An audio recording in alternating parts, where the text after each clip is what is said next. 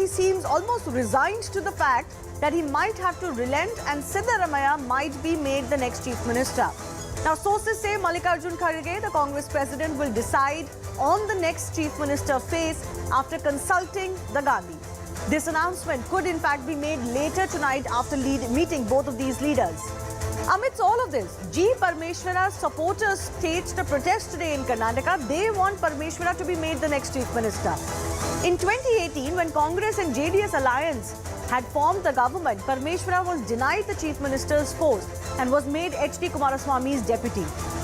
A similar situation, in fact, prevailed for the Congress party after 2013 assembly elections as well, which was won by the Congress. Back then, there were three contenders for the Chief Minister's post: Siddaramaiah, G. Parmeshwara and Mallikarjun Kharge. Siddaramaiah defeated the other two to become the 22nd Chief Minister of Karnataka.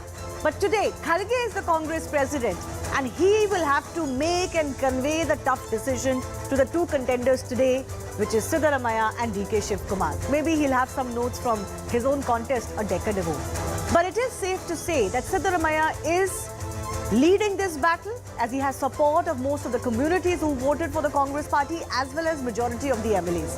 Will he once again win the Chief Minister's race in Karnataka for the Congress? We'll take that question to our guest in just a bit. Take a look at some of the latest pictures we are gathering. DK Shivakumar is meeting Congress President Kharge. On the other side, the former Chief Minister Siddaramaiah, who has been in Delhi since Monday, will be meeting Kharge after this. Both the leaders also have an option to meet Rahul Gandhi and maybe convince him one way or the other. And we are being told the decision might be announced tonight itself. Meanwhile, speculation is rife if the Congress and other regional opposition parties can come together in some sort of an alliance versus the BJP in 2024. Congress and most other parties actually don't see eye to eye. Mostly, regional parties have accused the Congress of not having the stomach to fight the BJP or to be able to take them on in a direct contest, while the Congress has always maintained that there cannot be any national alternative without the grand old party. But post-Karnataka win for the Congress, there seems to be a change. As Mamata Banerjee, West Bengal Chief Minister, suggested, they will support the Congress where the Congress is strong, but the Congress needs to reciprocate that for other regional parties too. Listen into what she said and some of the reactions that followed. Wherever is the Congress strong, in their respective 200 seat or something, what we have already calculated, let them fight, we will give support, nothing is wrong. But they have to see that they have to support the other political party also. आज ये Congress party की जीत हुई है, ममता जी को लगते हैं कि अभी कांग्रेस पार्टी के साथ किसी हालत में समझौता के बिना वो चल नहीं पाएगी।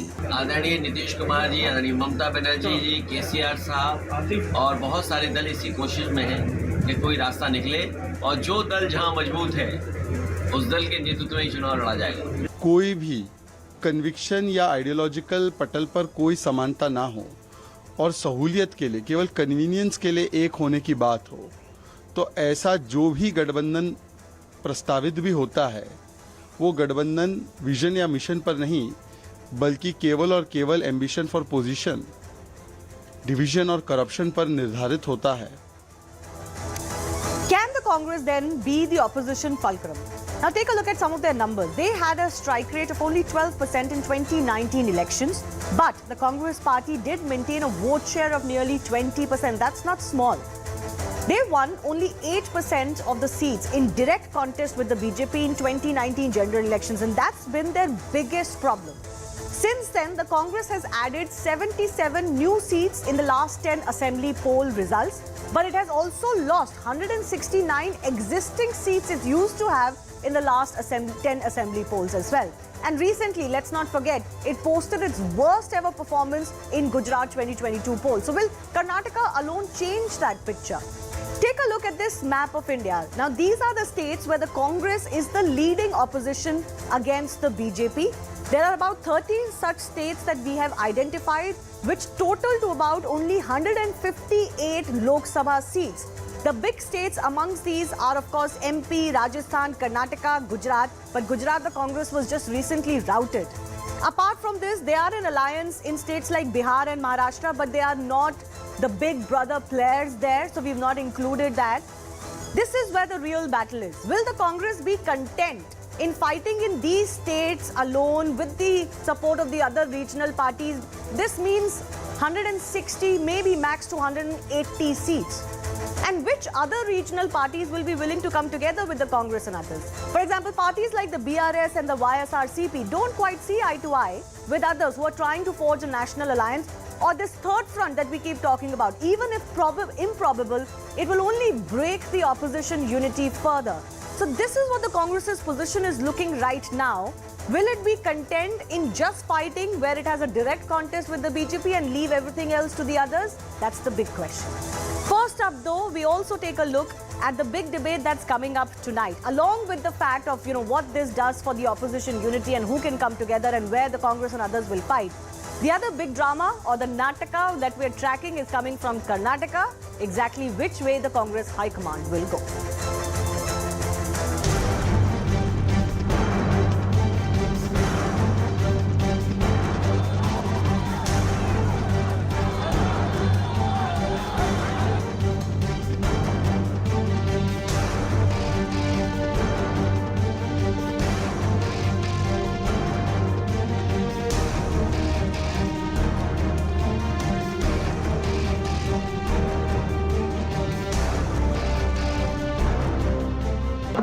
Them are reporting that I will resign and all nothing.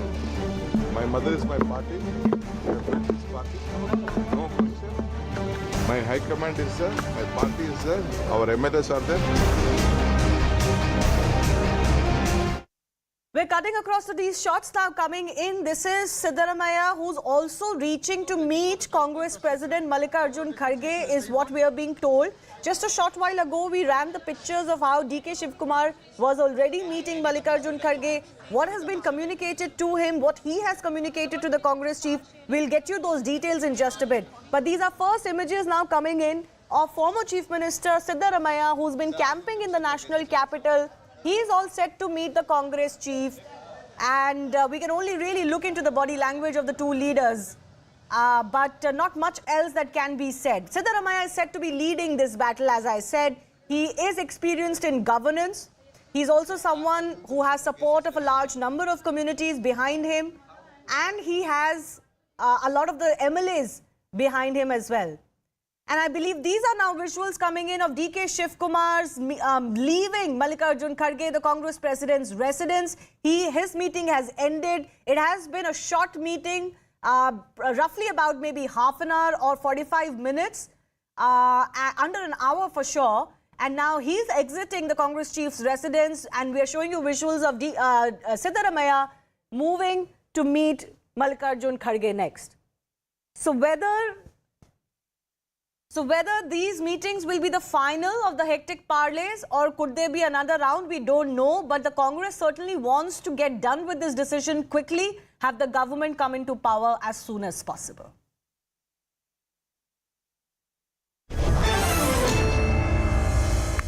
Let's also go across to our guests joining us. Charu Pragya is from the BJP, Sujata Paul of the Congress Party, Tausifur Rahman is spokesperson of the TMC, Professor Sanjay Kumar is from the CSDS, Rashid Kidwai, senior journalist, will also be with us. Let me go across to Sujata Paul first. Sujata, it is of course in the Congress interest to decide this as quickly as possible.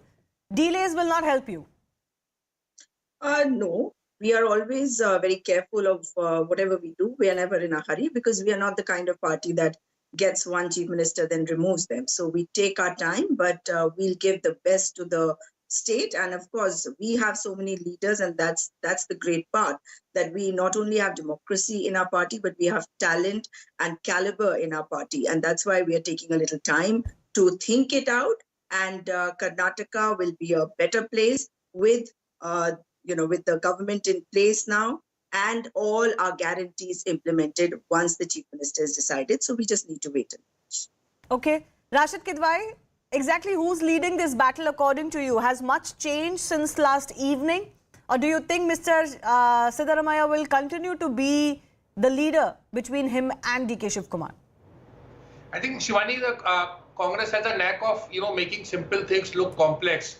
See, democracy is all about numbers. When the election was over, and when the observers had gone and the observers had done, to my knowledge, had done some kind of, head count, Mr. Kharge should have made that head count public and let the people know that, which leader has how many, backing of how many MLAs, and should have crowned that person, because ultimately then it becomes in the realm of speculation that what we have seen, in Rajasthan or in Chhattisgarh. So I think Congress has missed that opportunity to, to show itself as a democratic and a party that believes in transparency. It's not too late also, Shivani. Even now that observers report can be made public and let people know, because you see, we know that if there is somebody who gets 51 and another who gets 49, then the 51 person with 51 you obviously have a point, Rashid Kidwai, and I discussed exactly this yesterday, that if this was about the will of the MLAs, about the elected MLAs, then it wasn't that hard a job. You already spoke to them, you've got a report, you should have just decided according to it. But as you very rightly said, the Congress seems to be either complicating what is a simple matter, or they have too much to consider. Sujata Paul, you want to respond to that? Why is it taking so long?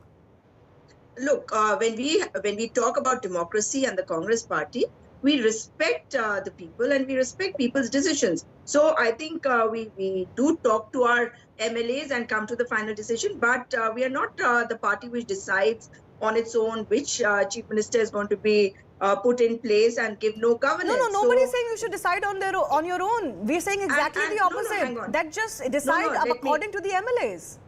Yes, let me complete. What I'm saying is that when you talk about matters becoming complicated, matters are not being complicated at all. But it is, yes, the perception that is created that matters are being complicated. When the same thing happens with one chief minister going and the other chief minister being put in his place, like Yediyurappa was removed and Bamai was brought in, at that time people didn't find it complicated. Of course, people found it complicated. The media might not have found it complicated, because the perception created was that there is this one man who decides everything. In our party, decisions are taken because they are thought out decisions. We don't take any decision in a hurry. Let's be fair, Sujata Paul. Ultimately, the Gandhis are deciding this, right? It is Mr. Kharge and the Gandhis. And of course, the Gandhis will decide, because the Gandhis, both Mrs. Sonia Gandhi and Mr. Rahul Gandhi have been presidents of our party. Yes. So they do need to be part of it. And Mr. Kharge will be deciding along with them. Fair enough. But then where are the MLAs? Where is the MLA's will in all of this? That's all that we are asking. If it had to come to the High Command, why do you take the MLA's opinion? I think that's what Rashid Kidwai is pointing to. Rashid Kidwai can come in one second. One second, Sujata. Let him finish his point, then I'll come back to you. So I think, you see, the Congress is projecting itself as an alternative, credible alternative to the BJP, the way the Congress presidential elections were organized, the way parties functioning. In this case, it was very important kind of messaging. And as I said, it's not too late to make it clear that here is a Congress party that believes in, respecting the, MLA's verdict, because when people give verdict and the elected representatives decide, this is what they are in constitution, this is their political moral. And that would be the easiest to tell the leaders too, that listen, this is what the majority of the MLAs are saying, isn't it? Instead, if you try to do, okay, you placate this one also, placate that one also, that's when the matters get complicated. If the MLAs have spoken in one clear voice, this decision has been made easier for the Congress High Command. Rashid Kidwai. Yes, absolutely. So I think that they are going through the motion. Perhaps they have reached to a formula, and by tonight we will see that the person you are showing in picture, Mr. Siddaramaiah, who seems to be having a majority of, a support of majority of Congress MLAs, would become, and Mr. DK Shivakumar would become his deputy or something like that. But in this kind of, Shivani, that in between that the gap that was created, it allowed a lot of speculation, inspired leak. The people who are not part of Congress, but they are poll strategists, but they lobby for one leader or the other, and they were feeding a lot of information to the media. So it was bad optics for the Congress. What I'm saying is Congress could have or should have avoided all these things. Okay, I'll come back to this Congress question in just a bit. We are of course keeping a very close eye on the meetings that Siddaramaiah is bound to have with Mr. Kharge, and then what really happens from there on. I do want to go across to Professor Sanjay Kumar as well of the CSDS. You've of course done data collection as far as the aftermath of the Karnataka voting is concerned. Before I come to the question of opposition unity and what happens to 2024 battle, I want to understand from you, as far as the public is concerned, who's a bigger leader, Siddaramaiah or DK Shivakumar?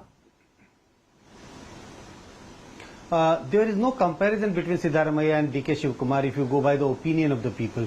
We did 2 rounds of opinion poll, one before elections and one soon after election, and Siddaramaiah leads over DK Shivakumar by a huge margin. If I cite the data, 40 versus 4. 40% of the people wanted Siddaramaiah to be the chief minister, and only 4 took the name of DK Shivakumar. So, in terms of people's perception, there is no match at all. Siddaramaiah remains a very, very popular leader. And why do you feel so? What is working so much in Siddaramaiah's favor? Oh, I think he has been in politics for very long. He enjoys support from various caste community. This also comes out from the survey. He is a seasoned leader. He has been the ministers. He has taken charge of several ministries in the past. So I think all this contributes to Siddaramaiah's popularity. And also, I should also mention that before this election, he has also, made an announcement that this is going to be his last election. Yes. So some kind of a sympathy is also in favor of Siddaramaiah, that he's contesting his last election. Though we should all be with the leader. So I think all this has contributed to Siddaramaiah's popularity in Karnataka. Okay, let's wait and see what exactly happens. But I want to move across to our TMC representative as well, Tussle, who's joining us. And the big gauntlet of sorts that Mamata Banerjee has thrown. She's saying as long as the Congress is willing to support us, we are also willing to support them in the 200 odd seats where they will fight the BJP directly. But do you see this formula really working out given the tones that the Congress, especially in Bengal, makes, Tausif? Ma'am, you have to understand that not only now after Karnataka election, Mamata Banerjee is talking about the alliance with Congress and with other political parties, but from last 1 year, she is continuously asking for unity and to remove all the misunderstanding between all the parties and come under one roof altogether. For an instance, ma'am, like TMC should fight BJP in Bengal, AAP should fight BJP in Delhi. The alliance of Nitish Kumar, JDU, Tejasvi Yadav, RJD, Congress should fight BJP in Bihar. Like in Bihar, Tamil Nadu, Jharkhand, where the regional party is strong, they should be given priority. That's it. But I just ran some numbers. Tausif, I ran some numbers. That reduces the Congress to about 180 seats. Why would the Congress be happy with that? Ma'am, like Congress has its strengths. I think they are around like 200.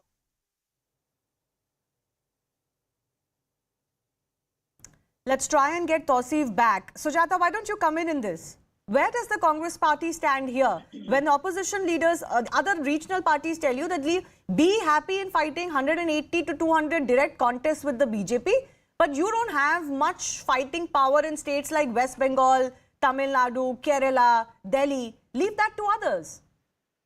I think you've forgotten that the Congress party, in spite of being not in a very good condition in West Bengal, has still managed to win the MP by-poll recently. So when you talk about parties, this is democracy. Parties get strengthened, they get weakened, depending on how the organization is. And we've been working on our organization in West Bengal as well. Now, since we are a federal structure, obviously, there will be doubts as to what needs to be done in the states and what needs to be done at the national level.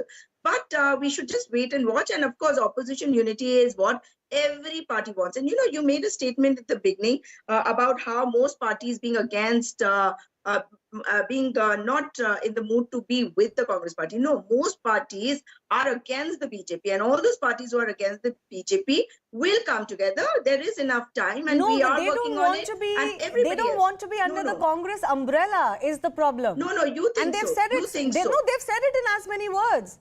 They've said it in as many words that the Congress cannot hope to be the big brother. That's the point. No, hang on. When you listen to people like Mr. Sharad Pawar, Mr. Sanjay Raut, you do understand the importance of the Congress party. And don't forget that Mr. Nitish Kumar, along with Tejasvi Yadav, went to Delhi to meet Kharge ji. Why? Because they do understand the importance of Congress party. Congress party is present in every block of this country, and that is the only party which is present in every block other than maybe the BJP, which is not present Sujata, let me cut to the chase. Tausif is back with us. Simple point is, Mamata Banerjee is saying, "Aap 200 seat lado, baki chhod do." Sujata, is the Congress agreeable to that? Look, as far as what Mamata Banerjee ji is saying, we will be discussing all this. It's not for us to decide right now. Everybody will be giving their suggestions, and she has every right to be doing so. Because when we talk about opposition unity, we do it in a democratic manner. And we want everybody's opinions. Only then will there be a brainstorming. Only then will we come to some kind of conclusion. But rest assured, every party which is against the BJP will come together for 2024. I'm not so sure. The BRS doesn't look eye to eye with you. They don't want to be seen with you. No, you don't need to be sure. They are opposing the you forgot. BJP, but they're not with you. It's the truth. No, you. Are you living? Are you denying the truth now, Sujata? No, not at all. I think if you remember, after the Karnataka election, the tweet which came from Mr. Stalin. Mr. Stalin very clearly said that, the Bharat Jodo Yatra made a difference, and brother Mr. Stalin Rahul is already Gandhi, in an alliance with you. I'm not talking about the DNK. There are still parties who are not willing to either ally with you or to be seen as a junior brother from you. Remember when Miss Kavita came to Delhi when she was organizing a protest? What did she say? That she had approached Mrs. Sonia Gandhi also, and Mrs. Sonia Gandhi had always supported issues on women, especially the women's That's bill. not the same as coming together in an alliance. No, let's wait and watch. Don't be in a hurry let's to wait come and to watch. any conclusion. Okay, Charu Pragya of the BJP is also joining us, but I want to give a quick opportunity to Tausif once again. We lost his link. Tausif, you're hearing what the Congress party is saying. I don't think they're going to be comfortable with being reduced to 200 seats. Why will the Congress do that? It has a history of 100 years and more of being a national party. No, that's true. They are the national party and they are available in the country all over, wherever you want to. They are under every roof. But the thing is that we will stick to our own statement that yes, we want to go with Congress, but you have to respect the regional parties, whether it's Kerala, Karnataka, Bengal, Bihar, or whatsoever. Now, the thing is that it is so beautiful. The Mamata Banerjee said that we want to support Rahul Gandhi, Kharge ji, Sonia Gandhi, and to the nation and to the people of India. Now, what do you mean by alliance? That if Rajasthan, Congress is very strong over there. So I am definitely sure that Mamata Banerjee will go and campaign for Congress over there. Now, this is the point. Like, how do we want to support? Now, if Congress wants to fight in Bengal, I'm jumping the gun maybe right now. It's too early to say. Now, if Congress wants to fight in Bengal, now it's a big time problem because Congress doesn't have that much of support. Now, if you talk about Sagar Dighi, yes, Sagar Dighi was, again, it's not a controversial statement what I'm going to do. But you have to understand that newly elected Congress MLA Byron Biswas has a picture with Bengal BJP leader Suvendu Adhikari, which this whole election was manipulated. I'm not attacking Congress, but now this confusion has to go away. This is what Mamata Banerjee is talking about, alliance and support, where we have to stay strong under one roof. Like again, I think what she's also indicating is, and let's say about Himachal. We'll go. Once again, let me also bring in Rashid Kidwai, Charu Pragya and Sanjay Kumar. I think what she's also indicating is that some of these regional parties have had national ambitions. They usually tend to eat into the Congress's vote base when they expand. We've seen that happening in several states. I think what she's also indicating is we'll halt that as long as you recognize that, for example, in our respective states, we have the supremacy. Yes, Shivani, actually the concept of opposition unity is quite a misnomer.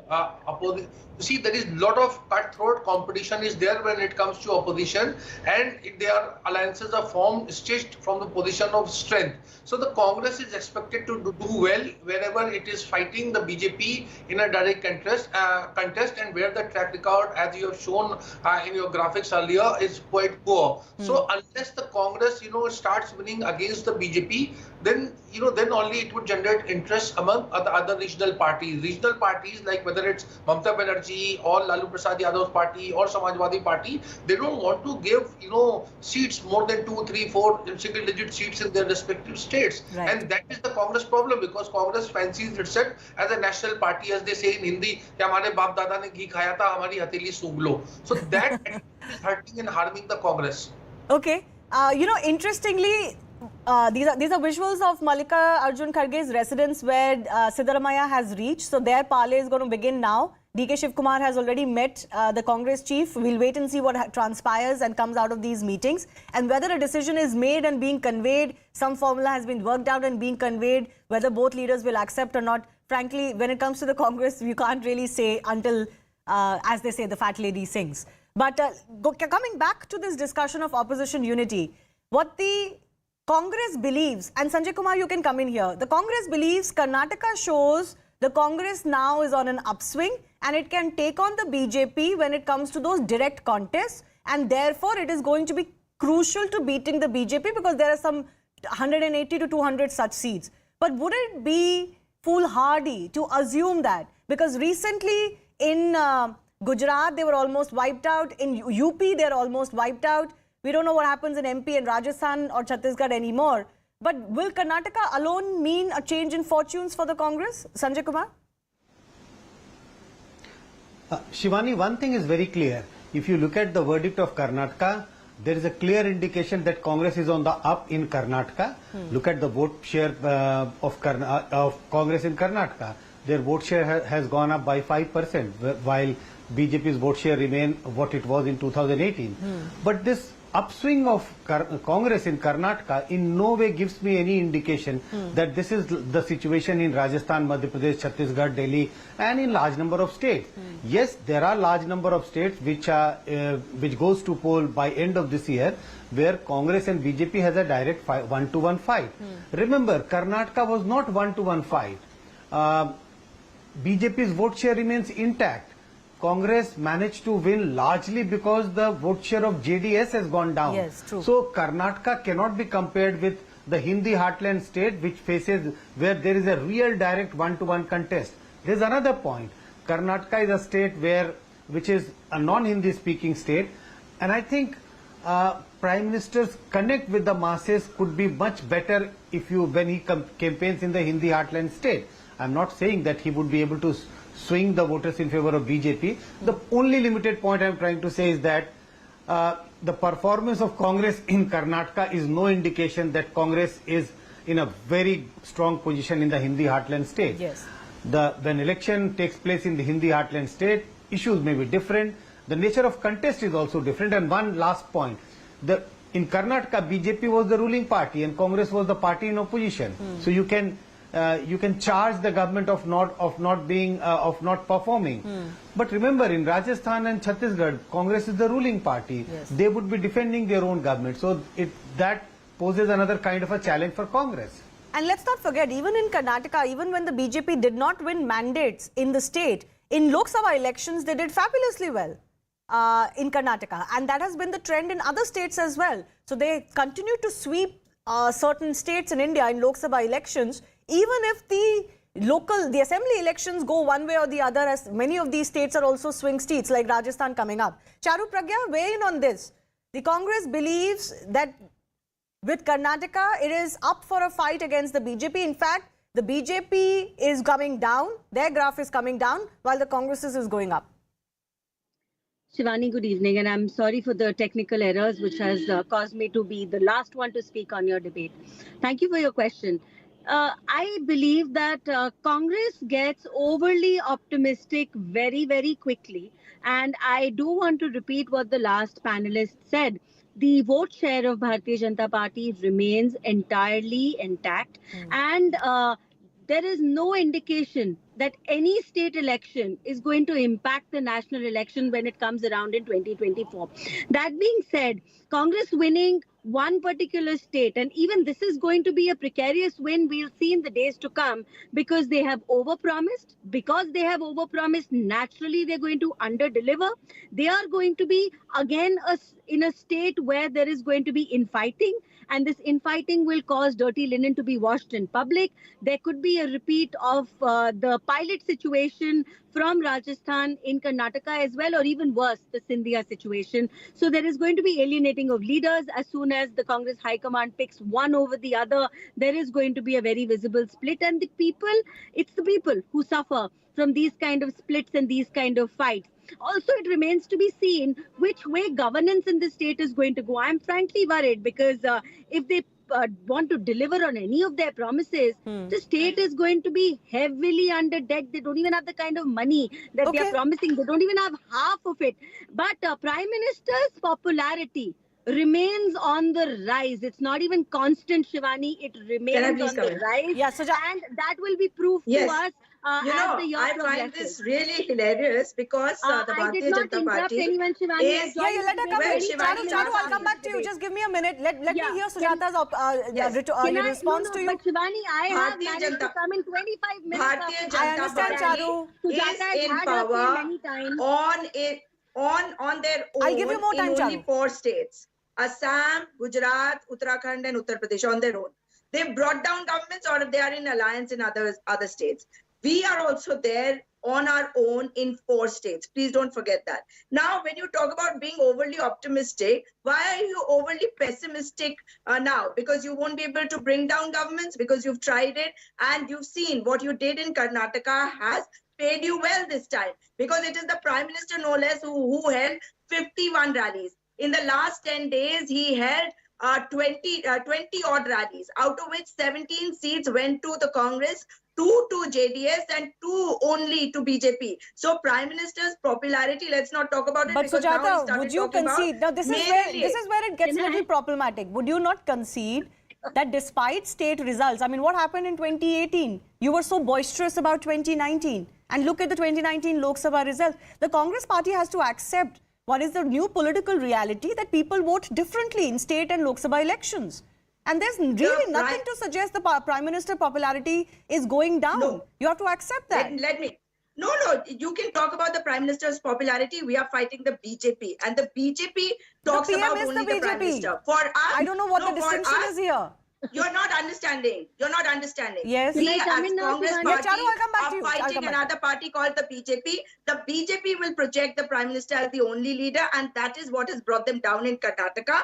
And But in Lok Sabha, you're that talking works about for them. 2018 and 19, hang on, 2018, Madhya Pradesh came to us, and you know what they did in 2020. So we know exactly what this government But is you all missed about. what the 2019 BJP is that all happened about. in between. My Yeah, point very was good. you won Coming to that, you I'm won talking Madhya about Pradesh, it if you or let you were me the speak. single That's a largest very party in important Madhya thing. Pradesh, That's a Rajasthan, very important Chhattisgarh. thing. The It Prime did not Minister quite. asked for One votes in second, the name of Sujata, we need not talk martyrs. over each other. It did not quite mean an uptick Can for I you come in? in the general elections. can I Two of our come guests in are for waiting. 30 Yes, seconds? Latif, I'm coming to you next. Charu, please finish The quickly. Prime Minister, the Charu- Prime Minister Charu asked only, for please, votes Charu, in the Charu. name of... Shivani, I'm trying to speak here. Okay. Yeah. So, this Congress wants to talk about opposition unity, but it's a myth. It's been proved time and time again that this myth of opposition unity does not exist. Because today, even if CM Banerjee talks in a very optimistic way and she says that you support us, we support you, we scratch each other's backs because we want to bring down the Prime Minister, defeat Bharatiya Janata Party, even if you manage, and it's a big if, even if you manage to contest this somewhat together, what's going to happen afterwards? If you get a certain number of seats, you'll be fighting over who's going to occupy the chair of the leader of opposition, because there is actually no unity. Do you think Mamata Banerjee is going to say, let Rahul Gandhi be a prime minister if they get a sufficient number of seats? So there is no opposition unity. There is no opposition That's true for vision. today, but what And they if could somebody's do vision is only to fight defeat in the another, it seats can't that go help them along the with it. most, and then say, okay, let's figure out what our results are. We'll see what we need to do post results. Yes, Tasif? Is that the best case scenario? Because I don't see you guys coming together under a common minimum program or in some sort of a seat sharing formula before elections. I think it's mostly going to be postponed. I have a short review which is out of the track, but it's with the Karnataka election, the kind of arrogance which we have seen with the BJP after losing Karnataka also. Now, it's very true that the BJP vote is very much intact, and there is no difference between 2018 and which will be go with 2024. But you have to understand the calculation which we had in 2018 and the calculation which we have in 2022. It's very different. I'll take 5 seconds of yours. If you see the voting ratio in Karnataka in the age between 18 to 25, Congress takes 44, BJP takes 35. From 26 to 35, 44, 32. From 36 age to 50, 42 to 34. So the chronology is changing. Now, if this ratio turns into national, now that's what 24 will be a big time But their hurdle vote for share BJP, still didn't come and BJP down. should think about You're it. not understanding. Where the vote comes from may differ, but the vote share didn't come down. No, I'm agreeing to it. That's why I told you Let before, Sanjay, let Sanjay Kumar come in on this. I think Sanjay Kumar would be the best person to respond to this. One second. Let Sanjay Kumar has already said that what happens in Karnataka need not reflect a national picture. But Sanjay Kumar, I have a different question for you. How does this formula work? if the Congress was to fight on 180, 200 direct contests with the BJP and the rest were to fight in their own respective states, will that work? Can there be an arrangement like that? Certainly it will be much better compared to all these parties contesting against each other. In a sense, all the regional or all the non-BJP parties contesting against each other. So certainly this is going to be a much better formula, or the best formula to defeat BJP. Now the question is, with this formula, will the opposition be able to defeat BJP or not? That's a different question. But I think this is the best formula. Let the regional party which is strong in a state contest against the BJP in that state. But again, there would be some difficulties if you want to take the name of, say, Telangana, because Congress is still a powerful party there. You have a BRS and BJP is the emerging force. So what do you do in such a situation? Will Congress be willing to concede the space for BRS in all the seats? That's not going to happen. Similarly, in, say, Odisha, BJD, BJP, wherever there is a triangular contest and Congress still has a presence, these states are going to be posing a difficult situation for Congress and the regional party. But yes, I think many other states, there could be a clear division that let the regional party contest against BJP and Congress should keep itself away. And in the states where Congress is powerful, regional party should keep their candidates away in the contest. This is the best formula. Again, I am saying, I am not sure whether this formula will work or not successfully in 2024. Yeah, because what we've also seen is some of this has been tried in what were Mahagadbandhans, and Modi versus all also helps Narendra Modi. So if that picture is presented that everybody is coming up against him, it consolidates the BJP as well. But we'll leave that to another day. Whether they can even come to an agreement is the biggest question right now. There's a lot of quibbling happening even on that. The idea seems nice and winnable, but there's many a slip between the cup and the lip. I thank our guests for joining us. Moving on to our second big story. Now, despite a Supreme Court order that Delhi government will have powers over the bureaucracy in the national capital, a new war over transfers of officers has started between the AAP and the BJP. Delhi government has moved the apex court alleging the centre is not implementing decisions to transfer, for example, its services secretary, which is another flashpoint in this running feud. The city's government has said the centre may be held liable for contempt. Delhi cabinet also withdrew all work from Special Secretary of Vigilance YVVJ Rajsekhar, who is probing alleged corruption in the renovation of Chief Minister Arvind Kejriwal's bungalow amidst brewing tension between the government and the bureaucrats in the national capital. So the major fight is over two particular postings. First is Ashish More, Secretary of the Delhi Government Services Department, who was removed from his post on Thursday, hours after the Supreme Court order. The Delhi government has now show-caused the IAS officer for not complying. More apparently is incommunicado since the transfer notice was sent, and the Aam Aadmi Party is claiming that More was obstructive and biased. There's another battle over Rajsekhar, as I mentioned, Special Secretary Vigilance, who was also shunted out by the AAP government. Rajsekhar was probing irregularities in excise policy scam, the biggest to hit the Aam Aadmi Party. He was also preparing a report on Kejriwal's home renovation.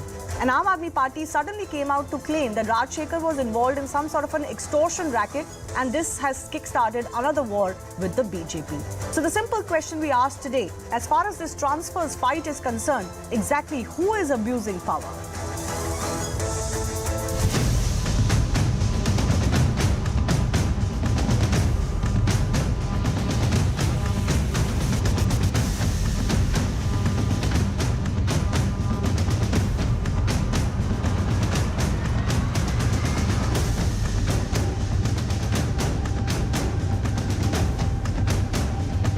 जो छटपटाहट अरविंद केजरीवाल और सौरभ भारद्वाज में दिखाई दे रही है, मुझे लगता है कि वो छटपटाहट दिल्ली का बहुत बड़ा नुकसान करने वाली है। आपने अफसर को, मोरे को एक शो कॉज नोटिस दे दिया। हर वो अफसर जो अपना काम ईमानदारी से कर रहा है, उसको पनिश करने का इन्होंने नया तरीका ढूंढा।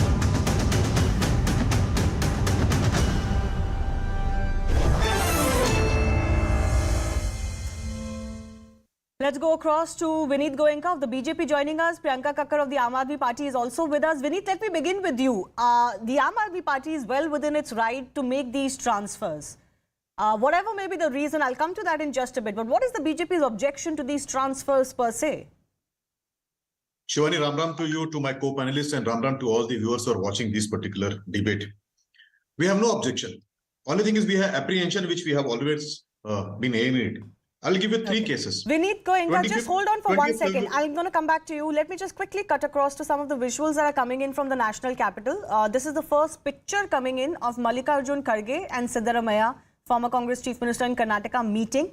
So this is the second big meeting that Mallikarjun Kharge is doing. He just a short while ago concluded his meeting with the other top contender for the Chief Minister's post, that is DK Shivakumar. And now Siddaramaiah is also meeting the Congress Chief.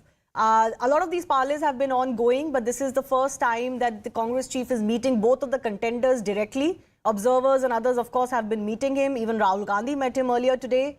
And now it seems like the decision of the party, possibly taking into account the will of the MLAs, is being communicated to the two top contenders.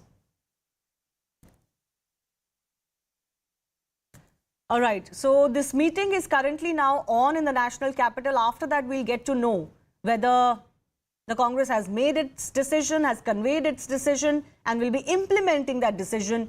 We already had DK Shivakumar, for example, suggesting that if he doesn't get that Chief Minister's post, it's not like he's going to rebel against the party. Siddaramaiah is the top contender. He's leading this battle because he has many factors working in his favor.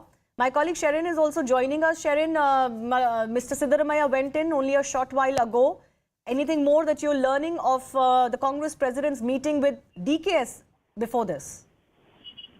Well, the meeting, in fact, held for about more than 40 minutes where DK Shivakumar met Mallikarjun Kharge. And what is to be interesting point to note here is, of course, that DKS, when he came alone, and it was, in fact, a one-on-one meeting with Mallikarjun Kharge.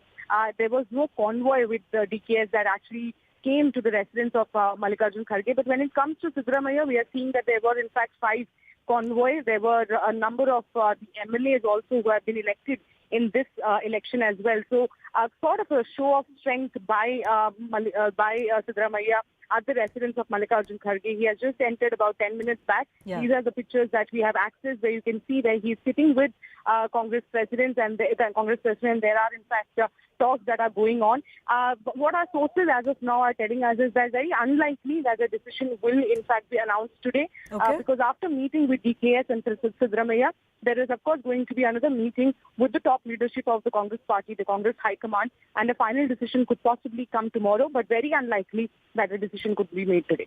All right, Shireen, thanks a lot for bringing us those updates. We'll keep a close eye on those developments in the national capital. All right. Let me go back across to our guests who continue to be with us. Vineet Goenka and Priyanka Kakkar on the transfer war in the national capital. Yes, Vineet Goenka, continue, please. Yeah, so I was saying that, the assault on the Chief Secretary of Delhi on 20th February 2018 has created panic in the mind of all the bureaucrats who have been posted here. 2 statements which come from Arvind Kejriwal blatantly insults all the bureaucrats, where he says that bureaucrats may get into fraudster. Number 3 is this: the transfer of the people who are investigating Liquorgate is a clear case where he's trying to victimize those people who have spoken against his corruption, against his intention to do corruption. Okay. Now, let me also tell your viewers, Abhishek Manu Singhvi, who comes from Congress, has been paid over 18.97 crore rupees as fees till date by the Delhi government. See the amount which he's spending on the lawyers. That's okay, but that's not my fundamental discussion point today. Vineet Goenka, once again, let me take the first response from Priyanka Kakkar also. Priyanka, the message that some of these transfers is sending is that bureaucrats who were investigating cases against you, you're shunting them down. Shivani, good evening to everyone. Shivani, that is the message possibly within the BJP circles alone, because it was orchestrated. All these charges have been orchestrated at the BJP's office. The people of Delhi will finally be relieved. Their CM will not have to sit in the LG's office on a dharna to ensure that CCTVs are installed all over Delhi. It was such petty politics that BJP was playing on its part, Shivani. You will recall our CM's Arvind Kejriwalji's Singapore visit was cancelled. Red light on, Gadi off campaign was cancelled. Yog Shala was cancelled. There were other. I was seeing there was this Finland trip that we had assigned for teachers. Your teachers, betterment. Yes. Teachers teachers, that was cancelled. This is the kind of petty politics they have played, Shivani. Yeah, but a lot of that had to do with the LG, not so much the officers. On the officers, I want to ask you. No, once again, on the officers, I want to ask you. Today, Saurabh Bhardwaj says that one of the officers that you want shunted out from vigilance was running an extortion racket. Now, that's not a lowly charge to be made against an IS officer. So how is it that you suddenly woke up to that and you're only saying it today when you have the powers to transfer that bureaucrat? Shivani, we have not suddenly woken up to this. We have reiterated it time and again. On 23rd May 2015, they snatched the bureaucracy from us. We were not able to reward officers who were honestly working. In fact, what they did, such petty politics, you will remember, BJP should seek forgiveness of the people of Delhi. During the election, they did dushprachar that the principals or say the guest teachers were not appointed by us, whereas this power was clearly with them. It is now crystal clear that the power lied with them. They used to do such petty politics that Mohalla clinic they stopped the medicines during elections so that they could do dushprachar about Mohalla clinics. So they have been constantly attacking through this bureaucracy and anybody who was an honest person, and then now that is felt, we are in the process of demarcating. There are posts which don't need officer, and there are additional posts which need to be created for the betterment of the people of Delhi. So now, okay, no, you won this services war fair and square, right? There's no question on that the services up till a certain point, the bureaucracy will come under the Delhi government. The Supreme Court has already adjudicated on that. My question is, before I go back to Vineet, very quickly, Priyanka, what is the message that it sends that a lot of the officers involved in actively probing certain allegations against you are being shunted? Does that not send the message that you are misusing the power to transfer bureaucrats? No, Shivani, it is very clear. All these cases that they have falsely instigated against us are already before the courts, and it has nothing to do with the bureaucracy anymore. So it is only those officers who have continuously, it is a message to all the officers that the governments will come and go. Their solemn pledge is to the constitution and not to the government in power. We can have a government like BJP which snatches power out of for no reason just to play dirty politics. But that applies to you too. You're the government in power right now in Delhi. That applies to you too. That you can't be seen as single. Yes. That is what I'm saying. As far as court cases or these allegations are concerned, they're already pending before the Honorable Court. Let Vineet Goenka respond to that. That process is separate. Aam Aadmi Party and Arvind Kejriwal have to answer three things. One, is it fair to assault Chief Secretary at the residence of the Chief Minister? You are lying, sir. That case also has been finished.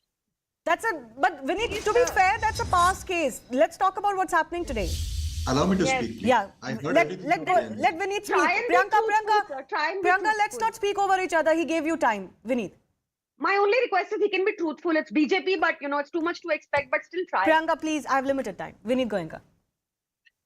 See, my upbringing, Priyanka ji, does not allow me to speak in between. Anyway, so one, they have to tell the people of Delhi, why was Anshu Prakash, Chief Secretary of the Delhi, assaulted in the house? One. Two, somebody who is investigating the case of Deputy Chief Minister been, rejected bail, he's been, shunted out. Number three, the one who is investigating the Shishmar, the spending of 45 plus crore rupees on the house of Arvind Kejriwal has been investigated. There have been cases where they have to answer us. They also have to answer to the Delhi government, Delhi people, that why did they pay Abhishek Manu Singhvi over more than 18.97 crore rupees till date? Please understand, this is hard-earned money of the taxpayer. You are paying the lawyer just because you want to punish the bureaucrats. Isn't it true that you deliberately are transferring those people who spoke the truth?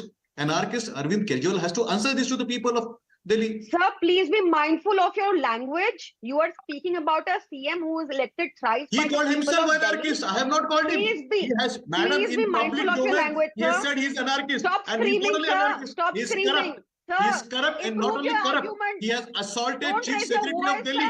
He is a criminal. Vineet Goenka, let's control ourselves. Priyanka, I have 30 seconds left. Please respond. He called himself anarchist. Yeah, fair enough. He called himself anarchist, but please don't use some other words which are not proven.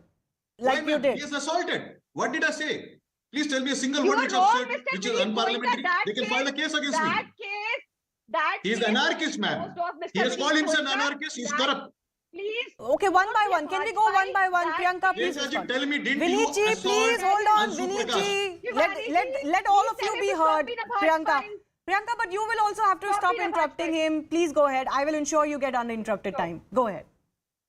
So that case that he constantly mentioned has already been disposed of. Arvindji has nothing to do with that case, so he should stop misinforming the people. I understand it's difficult for him because he's a Bhajpai. Secondly, if the officers that he thinks are so honest when they stopped the medicines in the Mohalla clinic or they stalled so many schemes of the Delhi government and they have a problem with this transfer, they are very welcome to go to the court and seek stay on the transfers. Okay. We're getting some more updates on this battle that is brewing. But Priyanka, the central question that also continues to be is that you've always been at loggerheads, whether it is the LG, whether it's the bureaucracy in Delhi, that the functioning of the Aam Aadmi Party is very antagonistic. Now you won this very big, war that was going on for a long time. Shouldn't you also change the manner in which you deal things? You're in government. Shivani, I think some credit, in fact, Delhi people see that, despite so many hardships and so many obstacles, the Arvind Kejriwal government has delivered year on year and is the only government who fulfills its promises. Sir, one by one, please. I have some breaking updates also coming in. Please finish, Priyanka. Vinit, I'll give you time. I'm talking about the unpad PM. No, I'm not talking about unpad or illiterate government doing what it knows best, the petty politics. So please let me speak. Now, all I'm saying is that we've always had this tussle because this tussle was created by the BJP so that we were not able to work, so that they could project to you that we don't work. But can I give you an example? Priyanka, 1 second. Now you won that tussle, but you make serious allegations against an IAS officer. With what proof? That's not going ahead with your functioning. Shivani, you suddenly cannot wake up one day and say an IAS officer was running an extortion racket. Shivani, he should go to the court and fight his own battle. There is no need for us to fight. But you're the government. You can't just in government make these allegations against. You know the conduct, code of conduct for IAS officers. That's precisely what I meant when I said that you need to now work in a non-antagonistic atmosphere. Shivani, any officer who did not work in favor of the people of Delhi should be worried. If he has any objection to what has been stated, he is more than welcome to go to the court. The courts are open to all. All right, that's a gauntlet of sorts you're throwing. I'll get Mr. Vinit Goenka to respond, but I'm getting some updates precisely on this issue.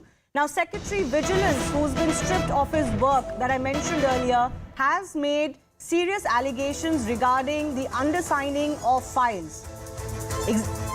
Exactly what are these allegations? We'll get you more details in just a bit, but there are allegations now coming in, counter allegations coming in that several files are not undersigned. We'll get some more clarity on that. Vinit Goenka, please respond. This is clear that even IAS officers are not going to now lay down and take these charges that are coming in from the Aam Aadmi Party government. Shivani, there is on record, Raghav Chadha, their member of parliament, once spoke that they should punish bureaucrats by transferring into specific departments. In fact, he insulted the tribal department, saying that those who are not listening and those should be punished should be transferred to that. Their behavior has been to punish those people who are honest, those who have been investigating the case. It's a clear case of abuse of power. It is a clear case where an anarchist chief minister wants to put the entire system to anarchy. 3, he is also trying to punish those people who would speak against them and reward those people who would be along with him. So here, the people of Delhi should get up, they should rise, and they should protest for this particular part. All right. I'll leave it at that. Let's see where this battle goes and whether this battle will end finally or will it continue as far as the government and the bureaucracy is concerned. Time for a very short break. On the other side, we'll also get you how India has responded in a very strong manner to UN Special Rapporteur on minority issues, who went onto social media to criticize the holding of the G20 meet in Srinagar. More on that in just a bit.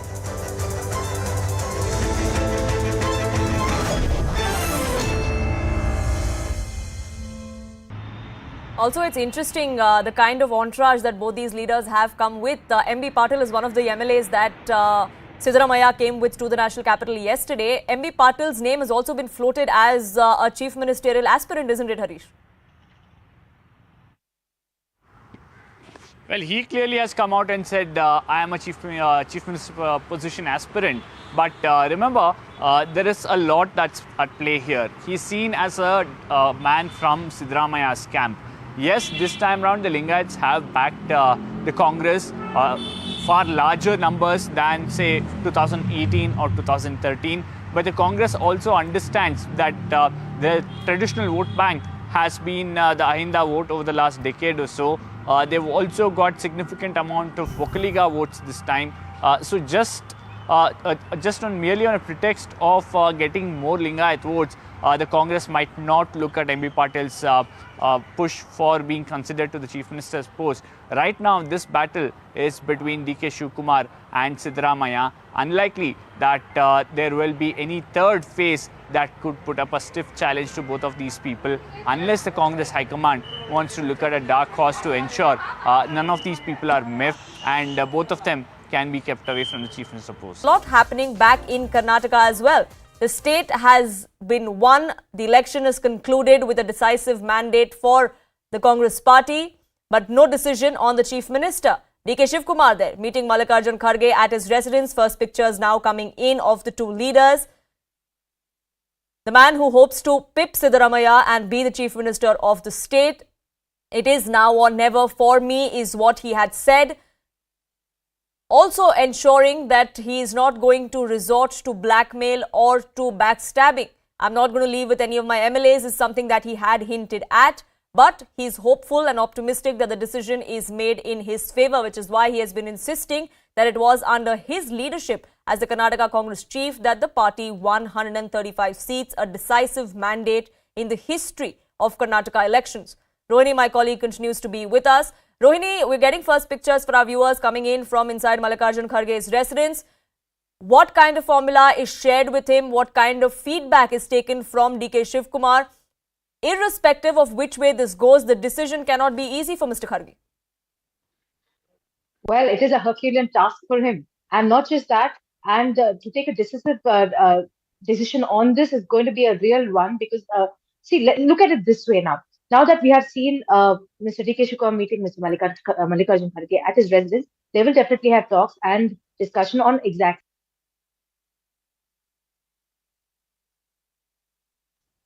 We'll try and reconnect that line with my colleague Rohini Swami, getting us more perspective on this. But senior editor Pallavi Ghosh also joining us on this broadcast, and so is Sharon, who's standing put outside Mallikarjun Kharge's residence. And Sharon, coming to you first, we're getting first pictures from inside Mallikarjun Kharge's residence. For now, all we can see is DK Shivakumar and Mallikarjun Kharge. But have you been able to gather any information as to who else is going to be a part of this meeting, or is this a one-on-one? Well, Poonam, these are the first pictures here. 18 has in fact brought where you can see Mallikarjun Kharge, the AICC president, meeting DK Shivakumar at the moment, and they in fact DK Shivakumar's office has in fact shared these pictures. What we know as of now is that it is a one-on-one meeting. It is only between Mallikarjun Kharge and DK Shivakumar, and similarly, same sort of a meeting will happen with Siddaramaiah. The time that has been given to Siddaramaiah is 6 p.m. today. So once this meeting is over, 6 p.m. is when Siddaramaiah will also come. So as of now, the meeting has begun between DK Shivakumar and Mallikarjun Kharge, where of course we have to see that what is the kind of negotiation that will happen, what is the kind of formula that will be put forth in front of DK Shivakumar, whether he will be actually convinced, whether there will actually be an amicable solution, and all the more important, what is going to be in the mind, what is the opinion of DK Shivakumar to the whole drama that we are seeing since yesterday, since the party has won, spectacularly won in Karnataka election. We have to see what is going to be his opinion, what are the kind of negotiation that he will be put forth is something that we have to wait and watch for. But you can see the body language where we have seen since DK Shivakumar has landed in the national capital, he was speaking to the media, but when he came to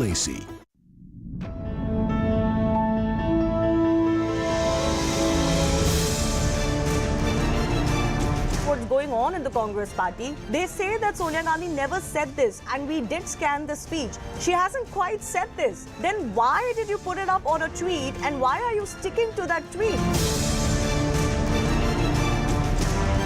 There are two states, that is Madhya Pradesh and Uttar Pradesh, which have declared that this movie will be tax-free. But the criticism is only growing. And there are also likes of Jitendra Awad, who says that they should be hanged for defaming the women of Kerala.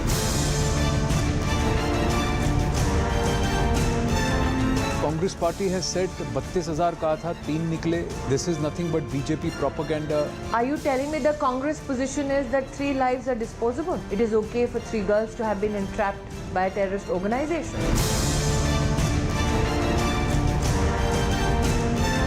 Your party workers and supporters are targeting not so much the PDM government or Shahbaz Sharif, they're actually directly targeting the army. Are you now openly challenging the authority of the army to maintain law and order on the streets of Pakistan?